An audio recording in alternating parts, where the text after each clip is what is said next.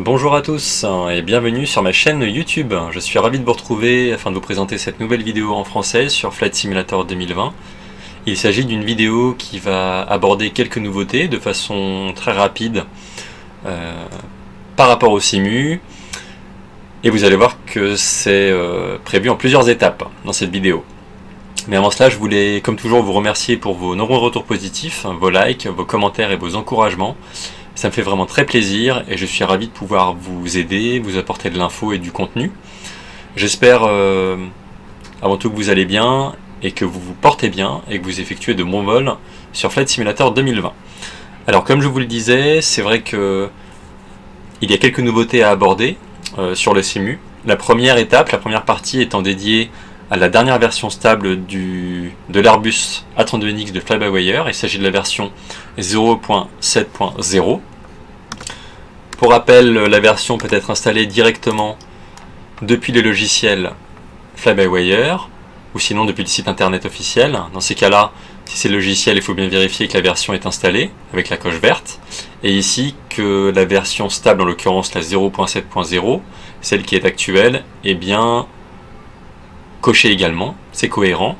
Bon, là il me demande de fermer le simulateur, c'est normal, pour une éventuelle mise à jour. Alors c'est vrai que moi auparavant j'utilisais tout le temps la version développeur, parce qu'il y a des mises à jour régulièrement, les développeurs sont vraiment actifs dessus, pour voir les évolutions au fur et à mesure. Mais là je me suis dit que c'était vraiment intéressant de pouvoir en parler de cette version stable très attendue, qui porte bien son nom, qui est stabilisée, qui comporte du coup moins de bugs, moins d'incohérences, et ça permet de voir ça ensemble de plus près avec cette vidéo.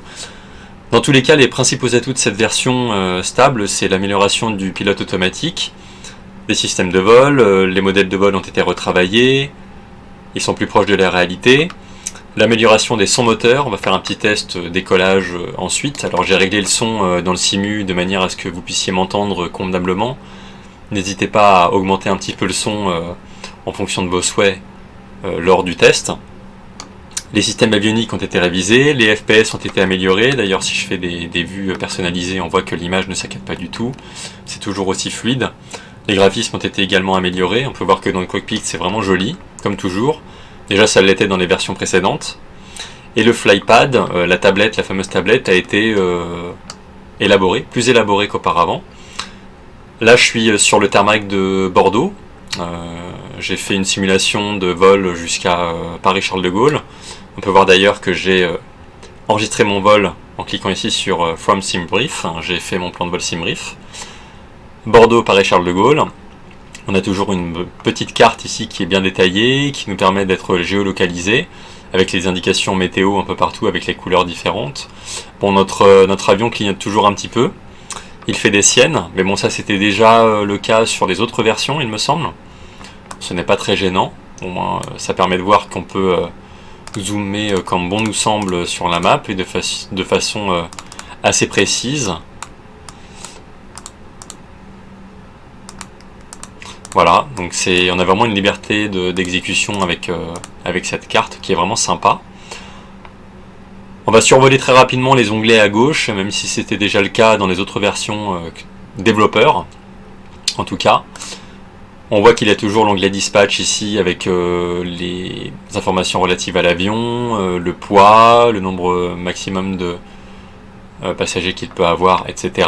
L'indication fuel ici qui vous permet de charger le carburant nécessaire au vol, notamment par rapport aux indications SimBrief qui sont données. Ici l'onglet sol qui vous permet à la fois d'effectuer le repoussage, mais également d'ouvrir les portes, de faire entrer les passagers. Donc d'un point de vue simulation, c'est plutôt sympa. Même si je rappelle que pour ma part dans le menu, dans la barre des tâches en haut, moi j'utilise le plugin Pushback disponible sur Flight Sim 2. Ce n'est pas Pushback Helper mais bien un plugin Pushback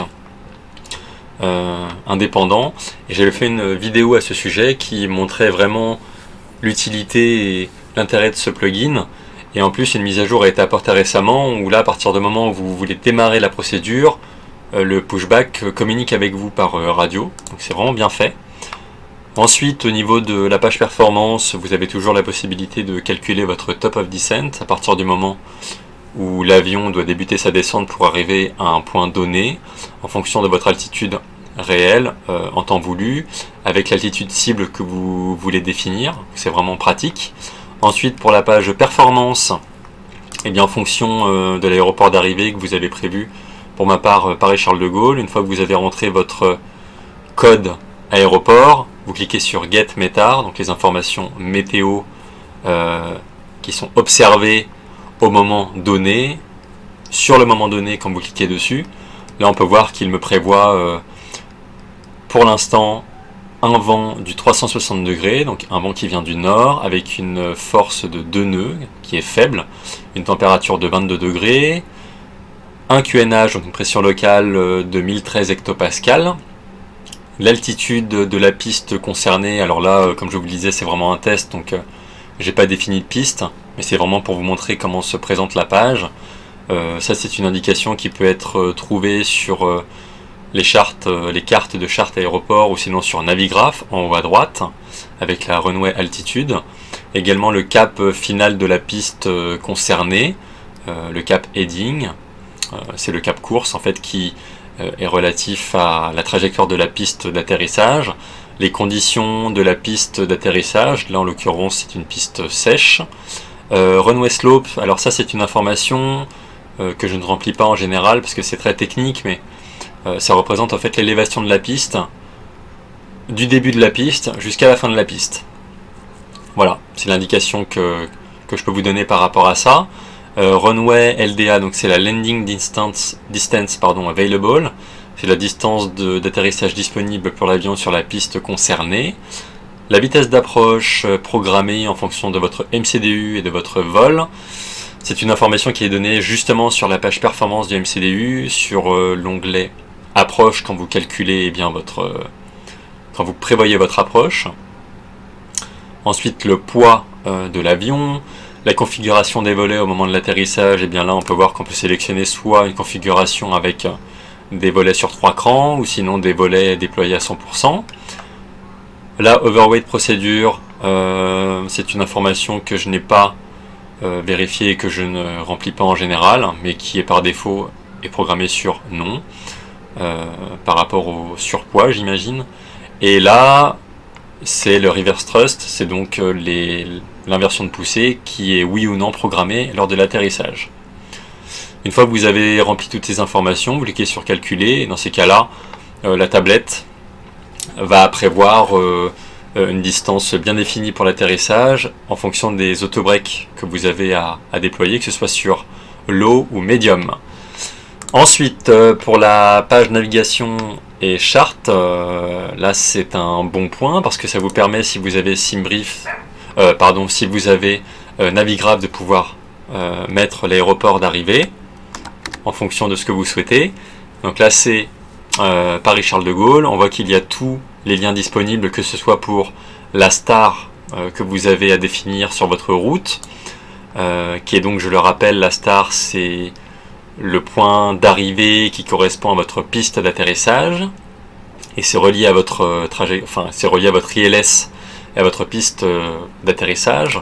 La partie approche qui vous permet de définir en fonction de la piste à l'arrivée, et bien ce que vous prévoyez comme procédure, que ce soit une procédure ILS, une procédure AirNav. Également pour tout ce qui est taxi. Donc si on clique dessus, alors là vous voyez que c'est en condition nuit, donc on va cliquer ici sur la luminosité. Voilà, ça nous fait apparaître des pages bien spécifiques. Il y en a un paquet, et on voit ici que quand on clique sur Airport uniquement, et bien si on zoome ici, on peut voir qu'on a l'aéroport de Paris-Charles de Gaulle. Donc au moment de l'arrivée, c'est plutôt pratique de savoir où on se trouve, même si le petit hic, je peux vous l'affirmer avec cette carte intégrée dans la tablette, c'est qu'on ne voit pas en temps réel où se trouve l'avion. Vous pouvez avoir cette information dans Navigraph, dans l'application Navigraph directement, que ce soit avec votre tablette, votre téléphone ou autre, mais sur la tablette ici, on n'a pas de moyen de pouvoir la localisation de l'avion en temps réel. Et ce n'est pas grave. Ici, les informations cibles, donc le point de départ de votre route après la piste de départ, et des références ici, notamment sur les minima d'altitude, etc., sur d'autres procédures. L'onglet ici, ça concerne uniquement Ivao et Vatsim, donc vous savez, c'est les fameux logiciels de communication radio et d'ATC réels à utiliser avec d'autres personnes en temps réel. Et la page Fêlure. Voilà.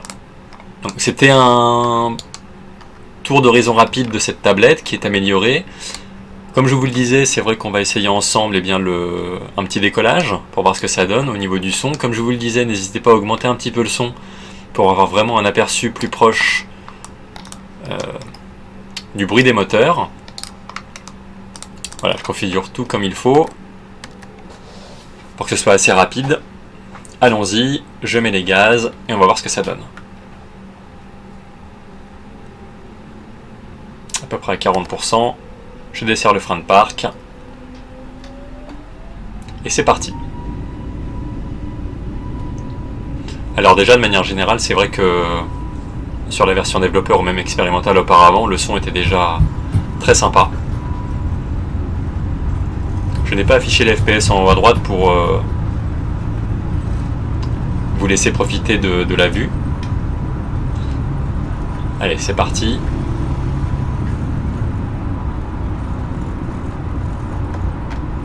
Test très rapide, hein, comme prévu. Avec un beau coucher de soleil qui se prépare à Bordeaux. Je vous invite également à consulter mes précédentes vidéos parce que dessus, en fait, notamment sur l'atterrissage manuel, où il y a mes réglages de sensibilité qui sont appliqués pour le side stick. Et en fait, là, pour le coup, alors je passe en climb pour la montée, voilà, avec le throttle. Et la sensibilité, je trouve que c'est moins sensible. En tout cas, c'est vraiment sympa, comme toujours.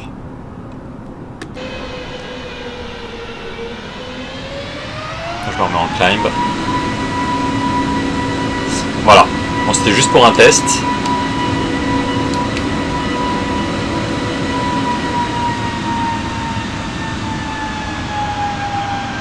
Et ce que je vais faire dès à présent, c'est que pour la deuxième partie, donc ça c'était pour la partie du fly-by-wire,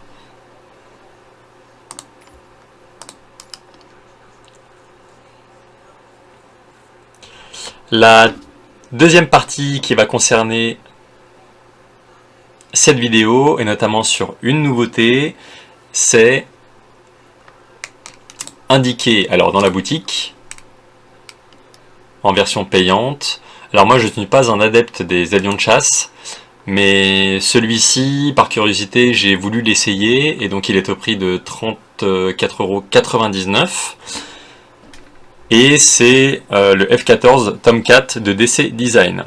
Alors c'est un avion payant, c'est un avion de chasse, qui est ici dans l'onglet payant et qui est disponible, qui est bien noté. Alors, ça peut être intéressant pour toutes les personnes qui sont intéressées par les supersoniques et les avions de chasse de manière générale. Je me suis dit que c'était intéressant de pouvoir vous montrer ça de plus près, et j'ai vu en tout cas tous les retours, plein de retours positifs. C'est vraiment sympa pour ceux qui aiment voilà, les supersoniques et la vitesse, et qui veulent changer d'avion par rapport aux airliners ou aux avions légers. Donc ce que je vais faire, c'est vous montrer un test de visu. On va retourner à Bordeaux. Voilà. Et on va sélectionner ce F-14. Et on va faire un petit tour d'horizon de l'avion. Vous allez voir, ça va être assez rapide.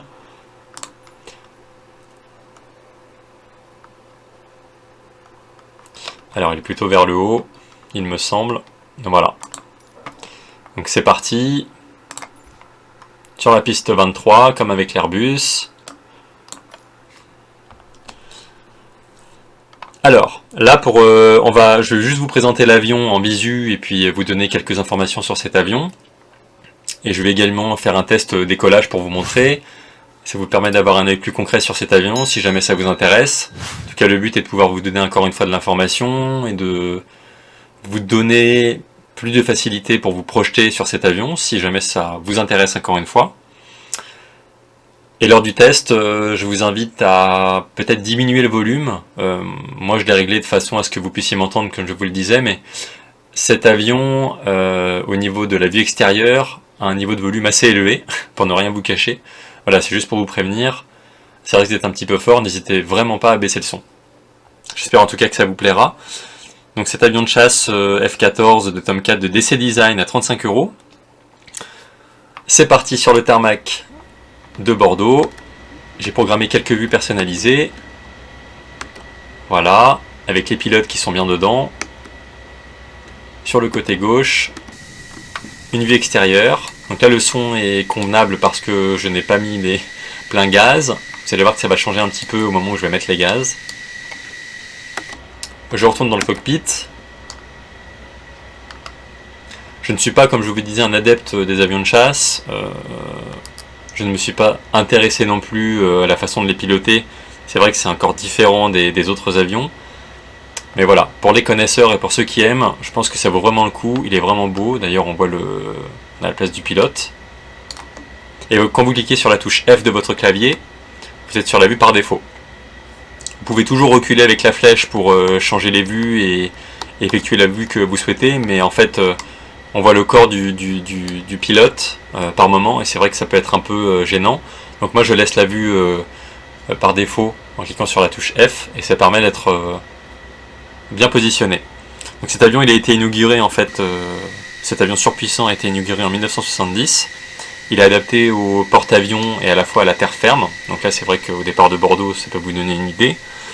Il a été conçu principalement pour la défense et l'interception de la Navy américaine. C'est un avion célèbre pour ses apparitions dans de nombreux films américains. Alors pour ma part, il me fait penser aux avions de Top Gun, le film avec Tom Cruise très célèbre. C'est vrai qu'il est vraiment bien fait. Quand on voit au plus près, il est vraiment bien modélisé. Sublime. Voilà, un petit tour à 360 degrés. C'est un modèle donc de chasseur supersonique, bimoteur et biplace. Il a été conçu, il est conçu principalement pour les transports d'armes. Et les moteurs sont conçus pour que la vitesse dépasse Mach 2. Donc pour ne rien vous cacher, ça va très vite. Voilà pour le tour d'horizon très rapide. Je vais mettre les gaz et une fois le décollage effectué, j'effectuerai plusieurs vues personnalisées pour vous montrer ce que ça donne en l'air. Donc idem pour le décollage, là les moteurs sont tournants sur le tarmac. J'augmente les gaz, je desserre le frein et c'est parti. Là l'indicateur qui est ici nous montre la vitesse et à la fois l'altitude. Vous voyez, ça va très vite. C'est parti pour le décollage.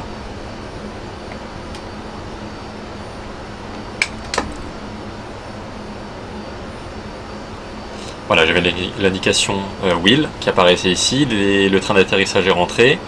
On voit qu'ici, on a une connaissance de notre assiette. On est à peu près à 15 degrés. Je vais réduire un petit peu. Voilà ce que ça donne. Et voilà, comme je vous le disais, c'est assez fort. Je m'éloigne un petit peu pour que ce soit moins fort, même si j'ai l'impression que ça ne change pas grand chose. C'est vraiment génial. Ça change la vitesse. Et on ne s'en rend pas compte vraiment quand on est dedans. Parce que là vous voyez que ça affiche 450 nœuds. Bon, ça reste de la simulation, hein, bien entendu. Voilà. Ce côté-là. Les pilotes. Concentrés. On va passer en vol d'eau. On va faire un tour sur nous-mêmes. Voilà, pour le fun. Alors attention, je vais repasser en vue extérieure. Et on va faire cette manip en vue extérieure.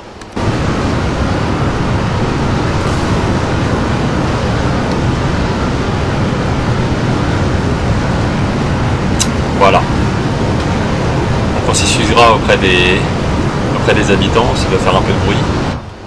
Mais bon, pour le fun. Je vous invite vraiment à vous documenter sur cet avion. Si jamais ça vous intéresse d'avoir des avions comme celui-ci, c'est vraiment un bon élément. Les FPS sont vraiment très corrects. J'ai fait un test juste avant. Et encore une fois, j'avais pas envie d'afficher la fenêtre ici, multicolore avec les FPS pour ne pas vous cacher la vue. Et en tout cas, voilà, je mettrai le lien dans la description de ma vidéo YouTube comme toujours. Puis ça vous permettra de vous documenter à ce sujet.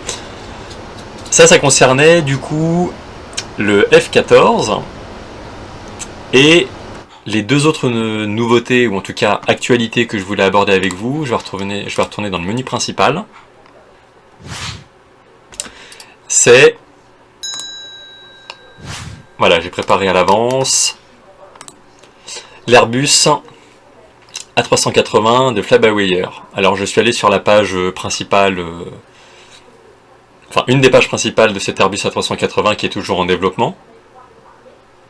Et on peut voir que y a plusieurs screenshots, notamment celui-ci qui est vraiment pas mal.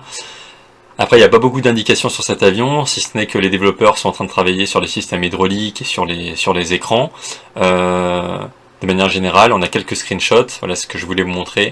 C'est pas très net, mais ça permet d'avoir un premier regard dessus et voir concrètement ce que ça donne. Là, on voit pas très bien, donc je vais prendre la vue globale.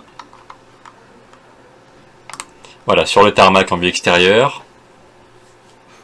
Ça change, ça change. J'ai personnellement hâte de voir ce que ça va donner quand ça va sortir. Et celui-ci. On n'a pas encore de date effective sur la sortie de l'avion, on sait qu'il est toujours en développement. D'ailleurs, on peut voir sur le logiciel Fly-by-Wire, ici, quand vous y allez, que la 380X n'est pas encore disponible. Je me suis renseigné auprès des développeurs via la page Facebook pour connaître une éventuelle date de sortie. Pas encore de date annoncée, si ce n'est qu'il promet. Après, il faut voir ce que ça va donner. J'espère juste que les développeurs vont continuer d'accentuer leurs efforts sur la 320 et ne pas délaisser finalement la 320 pour se consacrer pleinement à la 380. En tout cas, ça promet. Ça promet. Dès que j'aurai plus d'infos, de toute façon, je vous proposerai une nouvelle vidéo pour vous donner plus de détails sur cet avion. Ensuite, alors là, on change de modèle, on passe sur le Boeing 787. Alors pour ceux qui sont fans de Quality Wings, pour ma part c'était le cas sur Prepare 3D et X-Plane. C'était vraiment l'avion par excellence pour le Boeing 787. Là on voit qu'il est annoncé pour Microsoft Flight Simulator 2020. D'ailleurs on voit ici qu'au niveau de la date estimée, deuxième trimestre 2021, bon, il y a du retard. Mais si c'est pour avoir un avion comme celui-ci avec des bons systèmes hyper réels et un système de pilotage proche de la réalité, work in progress, bon, ça nous étonne pas, mais on voit que c'est vraiment sublime. Quelques screenshots, voilà, vu de plus près. Un autre ici. Donc c'est vraiment le top du top au niveau graphique. On est vraiment sur quelque chose de vraiment sympa. Et c'est du lourd en termes de Boeing 787, vraiment au niveau du cockpit. On va se rapprocher. Voilà, on est vraiment sur du détail. Et pour le Boeing 787 qui est d'ores et déjà intégré dans le simulateur, pour ma part avec la version premium, je ne suis pas pleinement satisfait de cet avion. Il est totalement délaissé, on n'a pas de mise à jour régulière et récurrente. Et là on voit qu'avec cet avion là, même s'il sera payant, de par mon expérience et de ce que j'ai pu utiliser en Boeing 787, on sera vraiment sur du lourd. Vraiment sur du très lourd. Donc voilà pour cela. Et ensuite, ce qu'on va voir ensemble, c'est le Boeing 737 de PMDG. Alors je me suis également rendu sur le site internet de PMDG après avoir créé un compte rapidement pour voir les screenshots qui sont proposés. Alors cet avion, je me suis renseigné, a du retard. Il devait être prévu pour fin d'année, mais apparemment ce sera pour début 2022 si tout va bien, a priori. Sauf si ça change entre temps. Ça peut être une bonne surprise si ça change avant. Mais en tout cas, pour Boeing, entre le Quality Wings 787 et le PMDG 737, on est vraiment sur du très bon. Du très très bon. Là au niveau du cockpit, eh bien c'est sublime. Très sincèrement, on n'est pas du tout sur la configuration du Boeing 737 MAX qui est sorti de... je vous avais fait d'ailleurs une vidéo à ce sujet. Il y a un Boeing 737 MAX qui est sorti et qui est vraiment très limité, graphiquement parlant, avec les systèmes, etc. Et c'est vraiment... et en plus pour un avion payant, c'est vraiment pauvre en système, et là sur du PMDG on va vraiment sur le niveau au-dessus, sur une autre dimension, sur voilà, même en vue extérieure c'est vraiment génial, et encore une fois, avec l'expérience que je peux vous indiquer sur Prepare 3D, FSX, c'est vrai que PMDG c'est vraiment le produit Boeing par excellence. Voilà, les screens sont sublimes, le pédestal est sublime, on est vraiment sur quelque chose de très beau, de raffiné, enfin voilà, c'est parfait. Pour moi, c'est l'excellence. PMDG est synonyme de l'excellence en termes de système, de son, de pilotage, de graphique, enfin de graphisme, pardon. Voilà, je l'attends avec impatience. Et on ne sera pas déçu. On ne sera pas déçu. Donc dès que j'ai plus d'informations sur PMDG 737, je vous en ferai part. N'hésitez pas également à consulter leur site internet pour avoir de plus amples informations. Mais ça promet. Ça promet. Voilà pour les nouveautés. J'espère que ça vous aura plu. Je voulais vraiment que ce soit assez rapide, mais au moins ça vous permet d'avoir vraiment une idée de ce qui peut se dérouler d'ici la fin de l'année. Et continuellement d'avoir des mises à jour sur Fly-by-Wire. En conclusion, ça va être des modes encore plus poussés pour l'A32NX de Fly-by-Wire. En prévision, un A380X qui est prévu avec Fly-by-Wire sur le Simu, qui promet aussi, qui tient toutes ses promesses. Ça va être aussi un Boeing 787 de Quality Wings qui est très prometteur, qui s'annonce grandiose et qui va nous apporter encore plus de simulation et encore plus d'expérience proche de la réalité. Et le PMDG 737 qui est vraiment pour moi, comme je vous le disais, le synonyme de l'excellence et de... Enfin, c'est vraiment un avion prestigieux. Au niveau du coût, on n'a pas encore d'informations, si ce n'est qu'en général, les avions PMDG sont proches de la centaine d'euros, mais bon, en tout cas, on aura un avion qui sera bien rentabilisé parce que je ne vous cache pas que pour un Boeing 737, c'est le mieux qu'on puisse avoir actuellement. Voilà. Donc j'espère que cette vidéo vous aura plu. N'hésitez pas si vous avez la moindre question, si vous avez besoin d'aide pour quoi que ce soit, je serai ravi de pouvoir vous aider. Et je vous proposerai comme d'habitude d'autres vidéos sur Flight Simulator 2020. D'ici là, portez-vous bien, prenez soin de vous, effectuez de bons vols sur le simulateur. Et je vous dis à très bientôt et à très vite pour d'autres contenus. A bientôt tout le monde. Ciao.